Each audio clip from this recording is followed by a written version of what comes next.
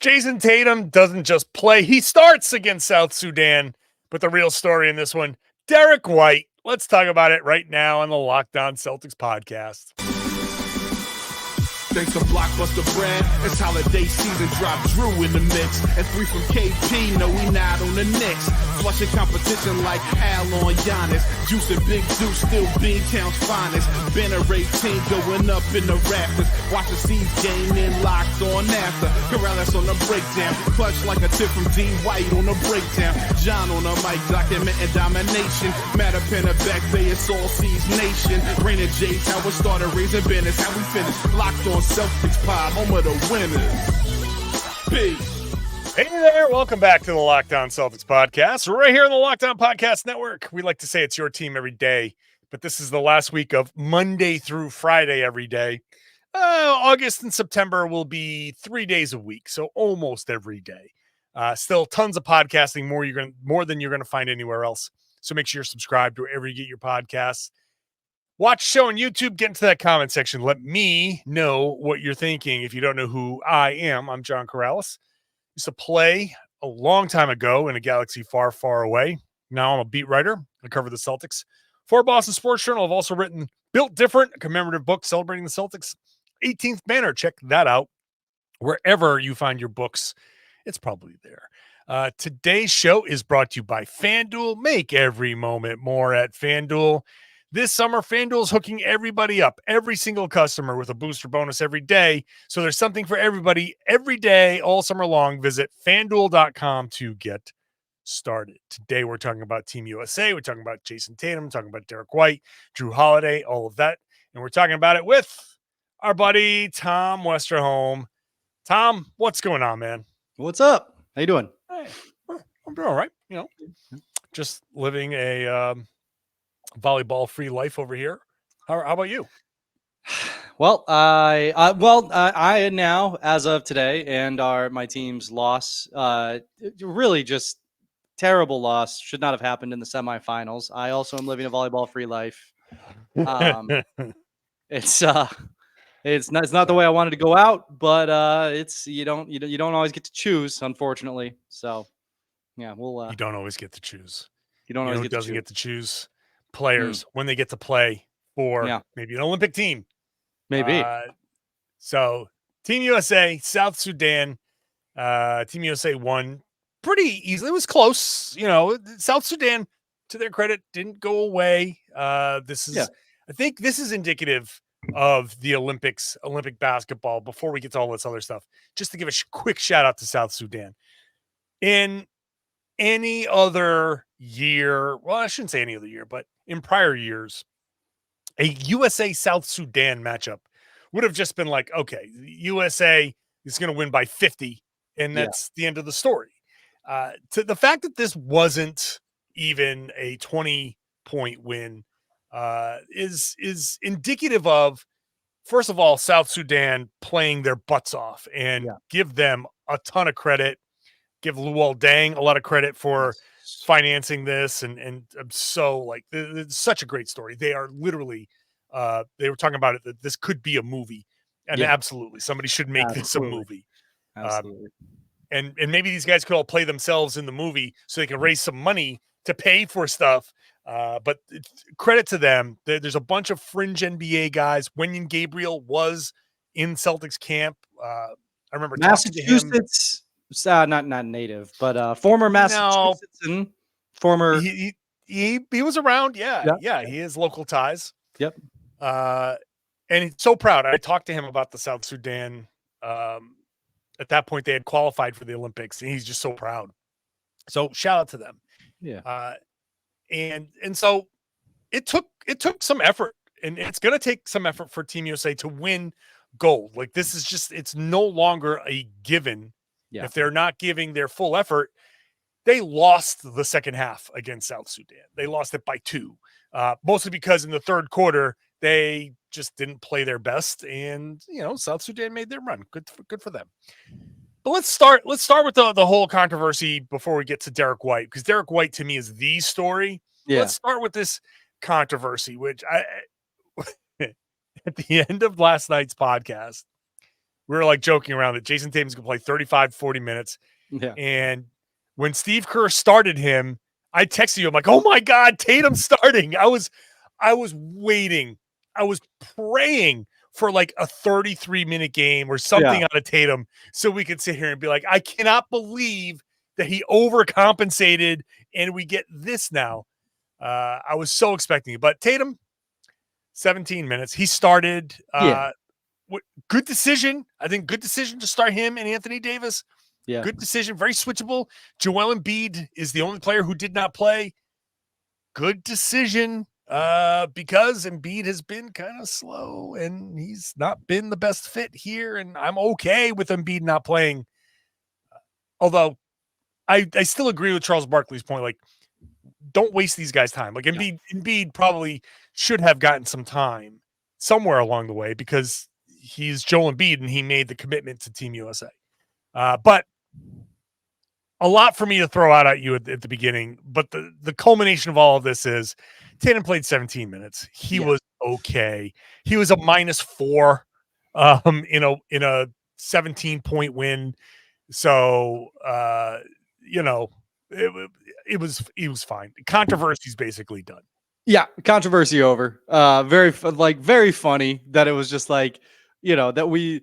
I mean, I like. Look, we were not the only ones in the Boston, sports sphere being like, what is going on? What are you doing? And then Steve Kerr's like, all right, how about I start him and play him 15? And it's like, oh, yeah, no, that works. Cool. That's okay. Good enough. That's okay. I mean, he did what he's supposed to do, right? He switchable, Sure. Yeah. rebounded well. He hit the side of the backboard on a 3. That wasn't great. Yep. But I thought he defended well. Rebounded well, moved the ball, kicked the ball up ahead. And if you wanted to make the case that like the thing is that is all very replacement level stuff, right? Like anybody that you throw out there on this team could go out and give you some of that stuff. I mean, Tatum did it well. Like maybe some guys, like Tyrese Halliburton is going to defend the way that Tatum did, or like Tatum is a good rebounder, like a really good rebounder. So stuff like that he brings to the table, the switchable stuff is very important. But I mean this, I think a lot of it just kind of comes down to the respect aspect of it, right? Of just like respect these guys' time, respect their summers.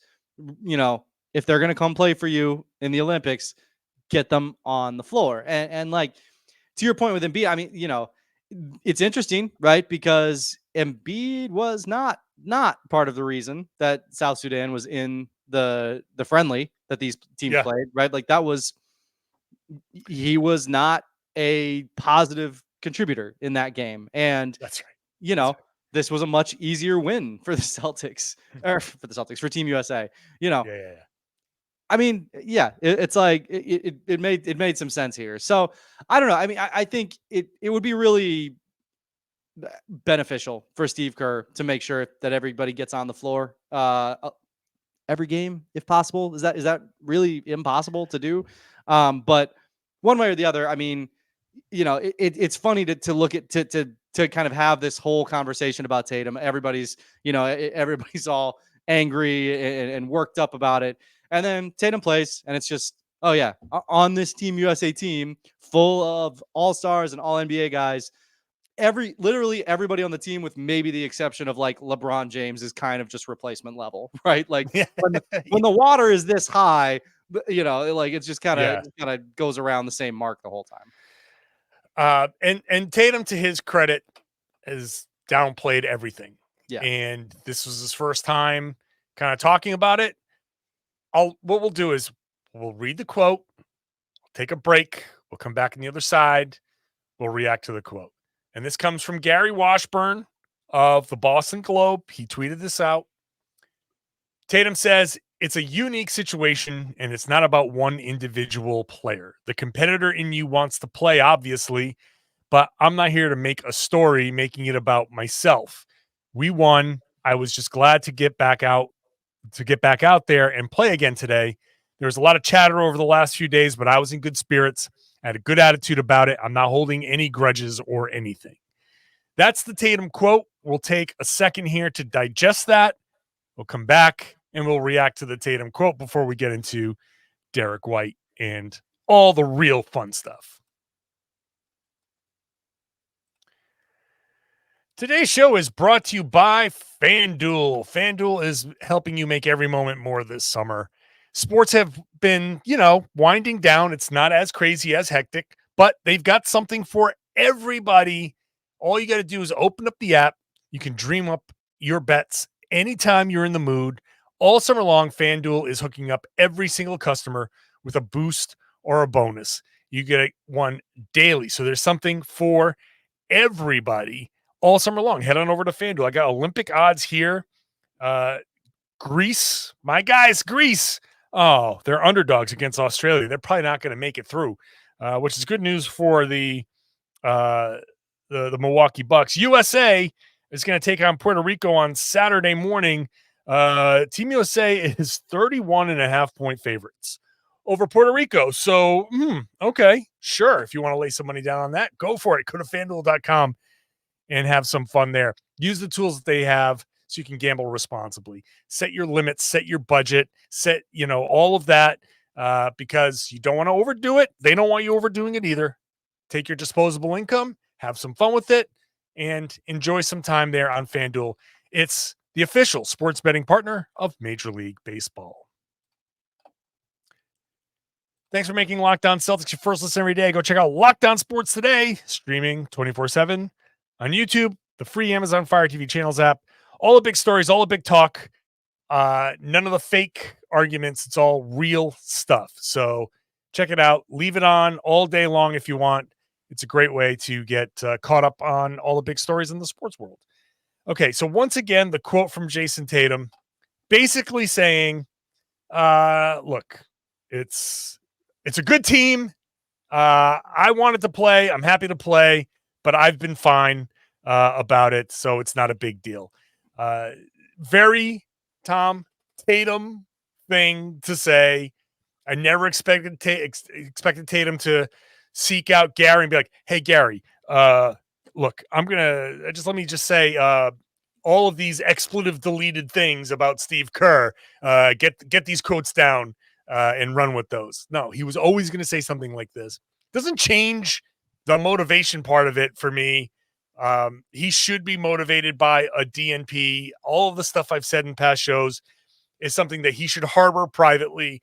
Publicly, we were talking yesterday about, hey, Grant Hill, hey, Steve Kerr, there's a certain way you should say things, and that should just end it, and there's no controversy. Jayson Tatum has demonstrated how you say things, and to me, this is why the whole thing is basically done. Yeah, not only did he demonstrate how you say things, he also demonstrated how you play when you're not holding a grudge, right? Tatum was not out there chucking, doing anything like that. He was just playing right within the flow of everything, move the ball, try to create some spacing for people, play some defense, get some rebounds, crash the glass a little bit here and there. It's just boilerplate. Yep, no problem. I'll just kind of step in and do my thing. And if anything, that's, so much more likely to continue to get him, regular minutes than coming out gunning. This team does not need a gunner, right? I think, what was it? So we had Adebayo had 18 points, and it was just, he was just hot, right? He was 8 for 10, hit 2 of his 3 threes. Couple of 3-point. Yeah. And only 2 other players were even in the teens.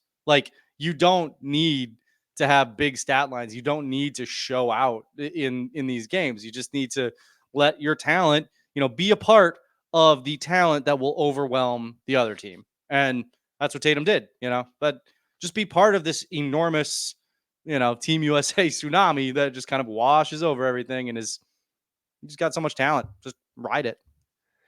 And Adebayo was the only player to take double-digit field goal attempts. Yeah. He made 8 of them. He took 10. Pretty good. He took 10. Curry took 9, only hit 1. Edwards took 9. LeBron took 9. And then 5 for Durant, 3 for D. White, 3 for Halliburton, 4 for Tatum, 5 for Holiday, 7 for Davis, 4 for Booker. That's just incredible. That this is a team that put up 100 points and only one guy took 10 shots. That's just the sheer depth and and it was 50, 40, 50, 53%, 43% from three, and 80, was it 80% from the line? 80% from the line. Yeah. Yeah, that's a shame. No 50, 40, 90 there. I mean, that's the funny thing. The other funny thing about Durant's stat line is he was 2 for 5, right? He just got to the free throw line a lot, but yeah. So that's it. So the controversy's over. Now that just leaves us some room to celebrate at the altar of Derrick White. Actually, Derrick White and Jrue Holiday, they're both just really great. And I think one of the big takeaways watching those two, especially on the court together, you're like, wow, I cannot believe that this is Boston's backcourt.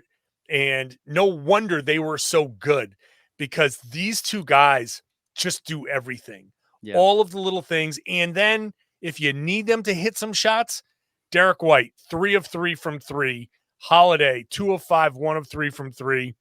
And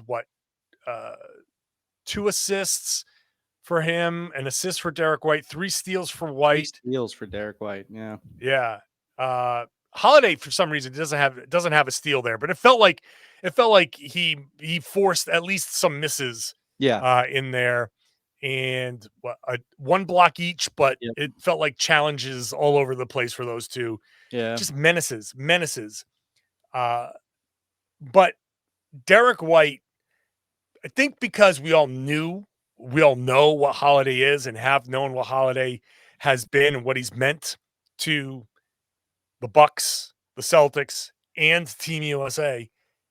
This is as big a coming out party for Derrick White as you'll see, because not only is this his best season as a pro, then he gets this replacement on Team USA.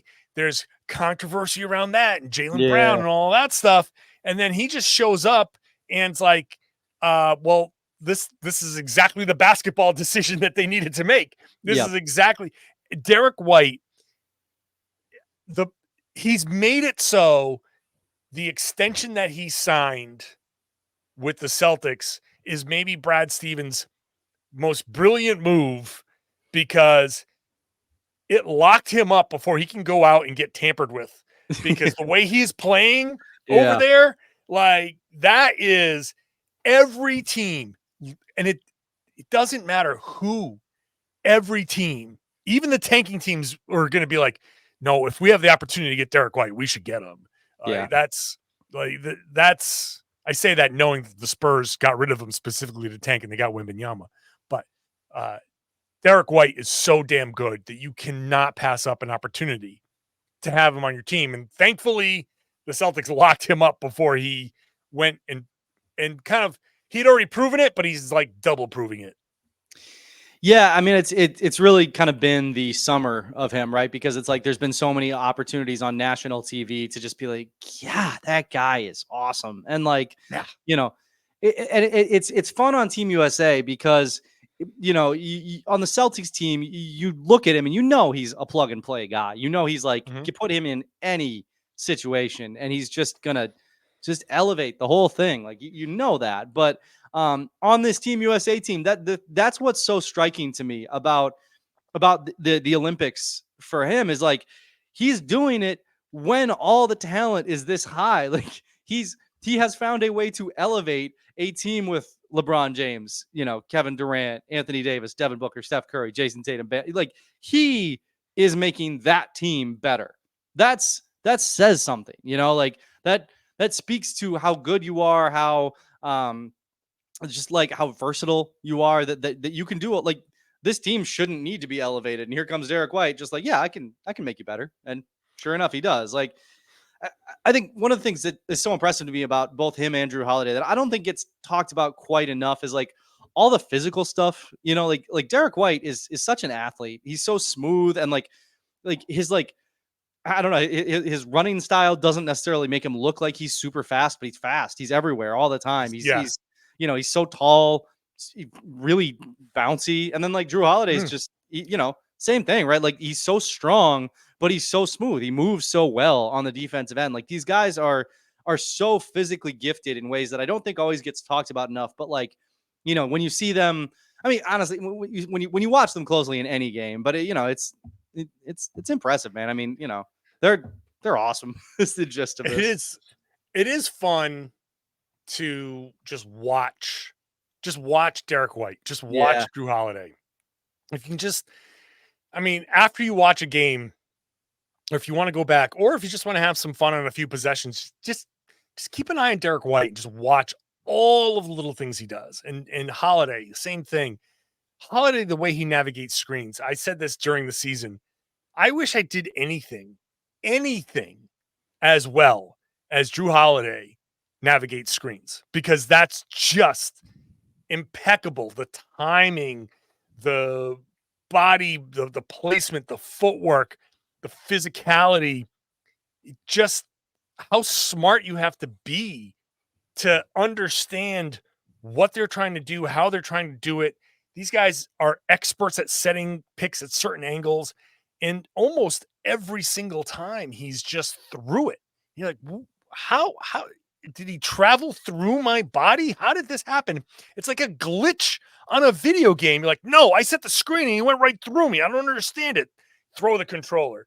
But watching these two guys, it's incredible. And Derrick White, it is a little bit surprising. Let's take a second here. Because I would just like to, before we do, I would just like to, in true Locked On Celtics _boys fashion, note that Jrue Holiday navigating these screens is the direct opposite of Trae Young navigating screens. It could not be more.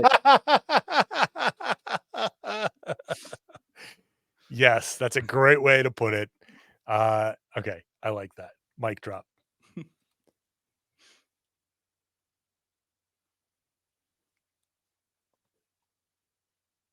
Just Trae Young catching strays on this podcast. It might as well be the tagline. A time-honored tradition. Yeah. Locked On Celtics, Trae Young catching strays. Like, that's just, and it's somehow him it's fewer strays than Embiid. I really think. Yeah. Those are two popular targets on this show for good reason. I'm sorry, for good reason. It's never been unwarranted. Yeah. It's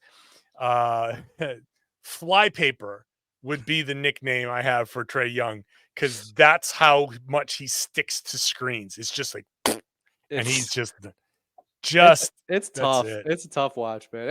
And Celtics fans are spoiled too, because like you guys, went from watching Marcus Smart, for how many years, to then Jrue Holiday. It's like, these are guys who know their way around a screen. Like they're gonna get right around that thing. But if you really wanted to spin it, like, maybe he's just trying to make guys feel better. Like, maybe these guys just need a hug. Maybe if you are in a bad mood, if you're an NBA player and you're in a bad mood, just set a screen on Trae Young. He'll give you a hug. He'll just stick there and give you a hug. Maybe have you ever thought of that, Tom? Spin zone. Maybe he's just trying to make guys feel better. Yeah. No, honestly, pretty regressive of me to not be considering mental health in that way. See? No. Derrick White's good for our mental health. It's funny. The play should have been illegal, and upon further review, where he got up faked, he went past, I forget who it was in the corner, and then came back, and he actually did block the shot. There's a photo of him with the hand on the ball, but he jumped from out of bounds, so that should have been an out of bounds. Yeah, and a turnover. Like, it should have just been South Sudan ball. But that play is so much cooler the way it played out. Just because you got up faked, you flew past him, and I think this is like the secret sauce with Derrick White, and he has said that he can't jump extraordinarily high. He gets up and dunks, like he's caught some bodies, but it's not like he's gonna be in a dunk contest. But he jumps quickly, and to land and just be like, oh, I still have time to get back and get my hand on that shot. That's incredible instincts, incredible just effort. This guy just never slows down. Yeah. It's been fun to watch in Boston. I'm happy that he is being elevated.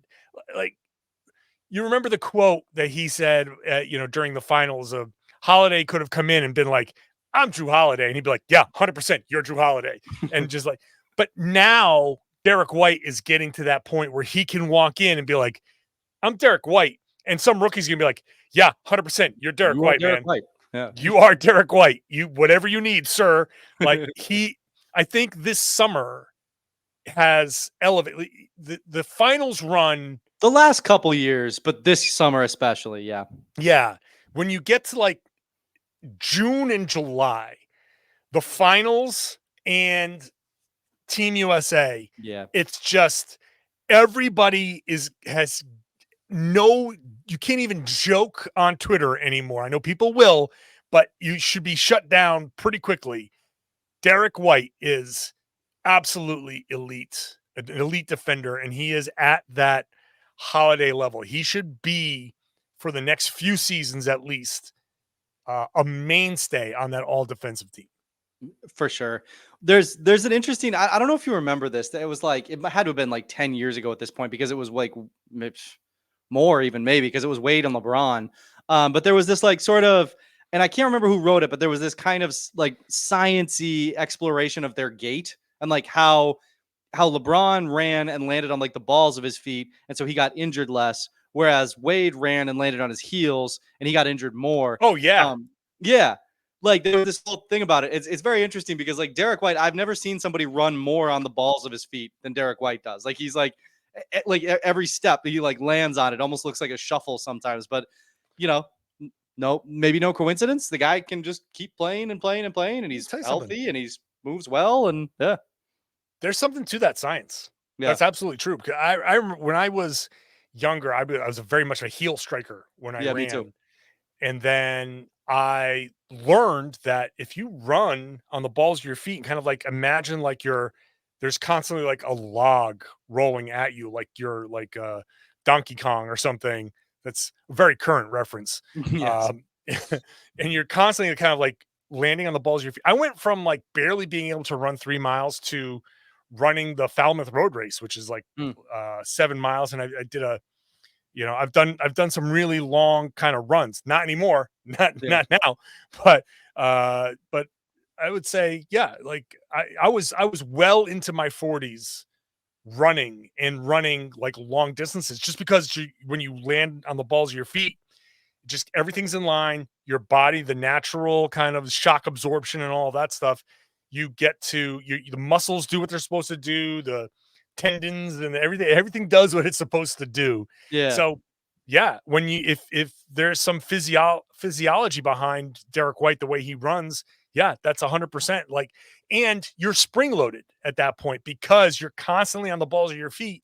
You're that bend in your legs. You're constantly like, oh, boom, just rise up. Now you engage your calf and pew, up you go. Yeah. Like that's a great way to put it. And I think that could be maybe there's something there. Maybe there's an analysis of what makes, I wish we could do like I like those old sports science things that they used to do. Didn't Tatum wear like a suit of armor? He did something with it. Yeah, I think he did wear a suit of armor. Like one of those chain link suits or something like that. Yeah. Those were fun. Those were fun. I think they might have gotten a little ridiculous towards the end, and maybe that's why they went away. This is bottom line here is a great summer. The Celtics great summer continues. Although I will say we had a stretch where Derrick White got hit with a pick in the small of his back, and then a few plays later, Holiday like lands on somebody's foot or somebody steps on his foot and he kind of like turns his ankle, and it just became a like and like is everybody okay? Is everybody okay? And everybody seems fine. Yeah. But there was like a moment there, and Anthony Davis got hurt, and like all of a sudden just became like, okay, everybody just make it out of this game, okay, and let's move on. But Grant Hill's watching everybody get injured and be like, what do you think Jaylen Brown is up to? I'm gonna have to call Jaylen Brown. Jeez, does anybody know the country code for Morocco? Yeah, I assume he's somewhere exotic.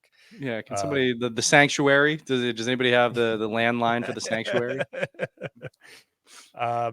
hell of a summer for Derrick White. Hell of a summer for Derrick White. And he's in Boston for a long time on what just looks cheap money now. Yeah. And he's somebody too, where it's like, if this roster starts to get too expensive, it's like Derrick White's not the guy you're getting rid of. Like Derrick White is like 100%. Like it might be like Tatum and then Derrick White. Like it might be if like listen, I've been saying like, okay, like no disrespect to anybody on this team, but some point it's going to get expensive. The first guy to go, and I don't want to go down this road because we just sang Holiday's praises, but he's the oldest guy, and it's going to be like at some point Holiday's going to be the first to go, and then Porzingis is probably the next to go, just because of his size and injury history. Is like maybe he's the next to go, but I definitely keeping Derrick White as long as you possibly can. Mm-hmm. And, he's going to be 30 soon. So like, it's not, but he runs on the balls of his feet. So which can get you going for a long time, buddy. So yeah, that's right. That's right. And with the bald head, if you want to trim that beard down, people can barely notice how old you are. That's what it is. One of the benefits of the bald head. You don't see as many grays. If I want to shave this beard off and you don't see as many grays, then people are like, oh, Karalis, he might be even like 25, 26. Everybody's saying it. Yeah. In the YouTube comments, everybody's saying Karalis. Yeah. Well, just for men, and you're 25, 26. Yeah. God, I'm never doing that. I'm never going to go and show up on one of these shows with like shoe polish face. I'm never going to Carlos Boozer my way through one of these shows. Disappointing. All right. I think Carlos Boozer is the natural ending point of this podcast. Thank you very much, Tom, as always. Appreciate you, Ben. Tom Westerholm. Find his work on Boston.com, amongst other places. Find him on Twitter, Tom_NBA, one of the underscore boys here, along with me, John_Karalis there on Twitter. Thank you so much for listening and sticking around and enjoying these podcasts. Tomorrow's show, Friday show, ends our last week of 5 days until training camp opens. So rest of August is 3 days a week, unless something comes up. We're not held to 3 days a week, but if something comes up and we need to do more, we'll do more. But it's going to be 3 days a week. So prepare yourselves. And then when training camp opens at the end of September, before they go to Abu Dhabi, we'll ramp it back up again. So make sure you're subscribed. Watch the show on YouTube, get into that comment section, and share the podcast. Tell everybody they should be listening to and watching the Locked On Celtics podcast here on the Locked On Podcast Network, your team every day.